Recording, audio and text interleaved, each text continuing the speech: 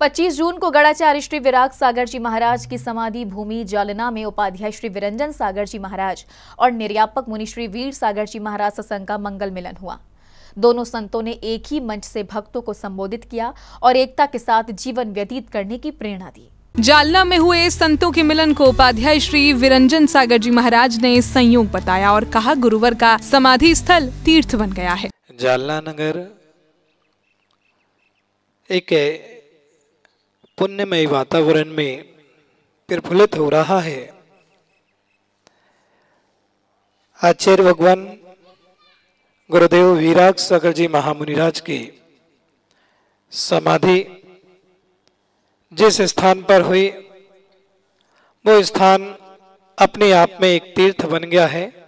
लेकिन आज इस भूमि का पुण्य आया कि संतों का पदार्पण इस भूमि पर हुआ और इस भूमि पर संत विराजमान है।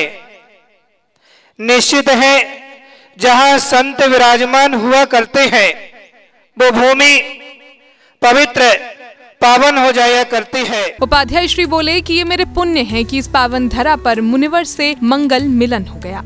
आज सौभाग्य है, पुण्य है और मेरा भी पुण्य है कि मैं आया था जालना में कि एक दिन आहार चर्या करूंगा और उसके बाद गुरु दर्शन की भूमि पर निकलेंगे और वहां 2 दिन रह कर के कचनेर की ओर विहार करेंगे। लेकिन पुण्य ही कहें कि कुछ पुण्य ऐसा होगा कि शरीर की स्वस्थता ठीक ना होने के कारण सब महाराजों का मन होगा कि 1-2 दिन जालना विश्राम कर लें, क्योंकि लगातार इंदौर से बिहार चल रहा है और 600 किलोमीटर लगातार चलते आए, सब थक गए थे। 2 दिन यहाँ रुकने का अवसर 3 दिन मिल गया और ऐसे बीच में ही निर्यापक श्रवण वीर सागर जी महाराज का आगमन की बात सुनी तो कल भी मुझे जाना था, लेकिन जब अजय चाचा ने कहा कि महाराज आ रहे हैं तो मैंने कहा ठीक है, हम लोग भी यहीं रुकेंगे। निर्यापक मुनिश्री के मंगल मिलन से मन प्रफुल्लित है, ऐसा उपाध्याय श्री ने कहा। अब यहाँ अवसर मिला है और इसी बीच में आज वीर सागर जी महाराज अपने संघ के साथ आज यहाँ पर मंगल आगमन हुआ। मन हर्षित है, प्रफुल्लित है, क्योंकि ये जब संत आपस में मिलते हैं तो समाज के मन भी प्रसन्न होते हैं, समाज भी आनंदित होती है और समाज एक सूत्रधार में बंध करके चलती है। आज बहुत जरूरत है हमारी समाज को एकजुट करने की और एक साथ रहने की बहुत जरूरत है। हम बटे ना, और यही भाव से हमारे वीर सागर जी महाराज ने भी बहुत अच्छा स्नेह वात्सल्य दिया। और निश्चित है जब संत का वात्सल्य मिलता है, स्नेह मिलता है तो आनंद आता है और एक दूसरे मन प्रसन्न हो जाता है और उन्होंने भी बड़ा स्नेह दिया है। निश्चित है मैं आनंदित हूँ। ऐसे ही समय समय पर जब भी समय मिलेगा फिर पुनः मिलेंगे। निर्यापक मुनि श्री वीर सागर जी महाराज ने देशना देते हुए कहा, उनके मन में एक पीड़ा हो रही है और वो पीड़ा आचार्य श्री की समाधि की है। आज हमें थोड़ा सा दुख हो रहा है, हृदय में एक पीड़ा हो रही है। पीड़ा इसलिए हो रही है, मिलकर की पीड़ा नहीं हो रही। अभी चर्चा चल रही थी विगत वर्ष 2024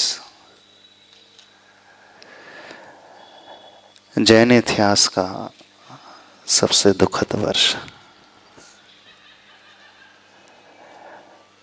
एक ऐसा वर्ष जिस वर्ष में हम सबसे बहुत कुछ छिन गया।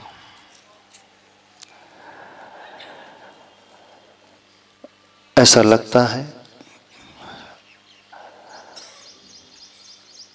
गुरु का जब वियोग होता है तो सब कुछ हमारे हाथ से चला जाता है।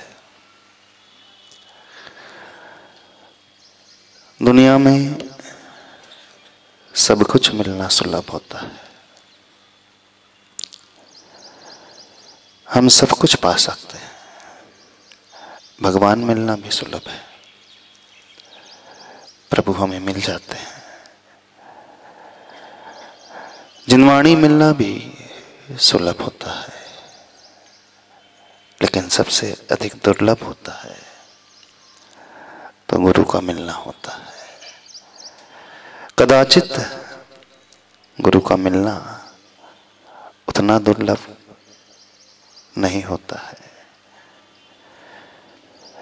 लेकिन गुरु मिलने के पश्चात गुरु का समागम हमेशा हमें मिलता रहे, यह अत्यधिक दुर्लभ होता है। मुनिवर ने कहा कि हम तो आचार्य श्री समाधि स्थल के दर्शन कराए हैं और समाधि स्थल के कण कण में आचार्य श्री विराजमान हैं।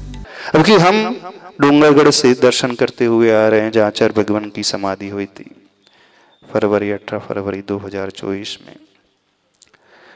अभी 1 वर्ष हुआ समाधि दिवस मना करके आ रहे हैं। जब उस भूमि को स्पर्श किया, उसके चरण छुए, उस माटी को छुआ, माटी का एक एक कण आचार्य भगवान की स्मृति को दिला रहा है। माटी का एक एक कण आचार्य भगवान की छवि को बताने वाला है। मंदिर जहाँ स्थापना निक्षेप के प्रभु होते हैं, लेकिन एक क्षेत्र होता है, वह क्षेत्र जिसे निषेधिका कहा जाता है, वह क्षेत्र एक लाइव क्षेत्र होता है, जीवंत क्षेत्र होता है।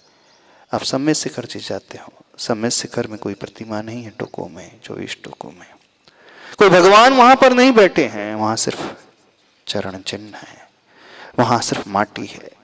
लेकिन उस माटी को जैसे ही स्पर्श करता है कोई व्यक्ति, स्पर्श भी ना करे, जैसे उस रेंज में पहुंचता है, वहां की वर्गणा ही उसे प्रेरित करने लगती है, वहां की ऊर्जा ही उसे ऊपर उठाने लगती है, एक भाव उसके भीतर पैदा करने लगती है कि वो एक ऐसा क्षेत्र है जिस क्षेत्र में रह करके अनेक महापुरुषों ने आत्मा की साधना की, आत्म कल्याण किया।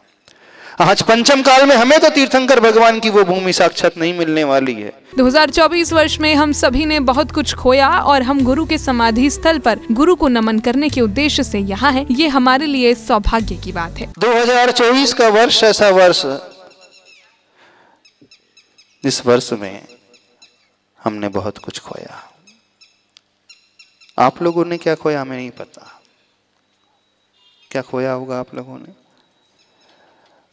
आप लोगों की दृष्टि में तो एक आचार्य परमेष्टि, आचार्य भगवान गए होंगे, लेकिन हम लोगों की दृष्टि में तो हमारा सब कुछ चला गया, सब कुछ चला गया, कुछ नहीं बचा। वे गुरु नहीं, वे भगवान हैं, वे सब कुछ होते हैं। तो जहां गुरु की वो निषेधिका हो जाती है, वो क्षेत्र हो जाता है, वो क्षेत्र अपने आप में जीवंत क्षेत्र माना जाता है। सबसे ज्यादा एनर्जेटिक क्षेत्र माना जाता है, ऊर्जा से भरा हुआ क्षेत्र माना जाता है। दिगंबर जैन संतों की 2 धाराओं के मिलन और आशीर्वचन से जालनावासी अभिभूत हुए। दोनों संतों ने आचार्य श्री के समाधि स्थल को विकसित करने की भी प्रेरणा दी। जैन फोकस के लिए जालना महाराष्ट्र से ब्यूरो रिपोर्ट।